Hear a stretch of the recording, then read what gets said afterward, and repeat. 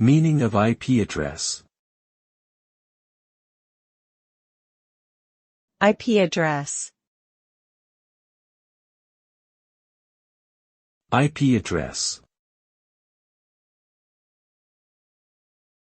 IP address. IP address. An IP address, short for Internet Protocol Address, is a unique numerical identifier assigned to devices connected to a computer network. It serves as a way for devices to communicate with each other and to send and receive data over the Internet. Each IP address consists of 4 sets of numbers separated by periods, with each set ranging from 0 to 255. IP addresses can be classified as either static or dynamic, depending on whether or not they change over time. They are essential for the proper functioning of the Internet and computer networks.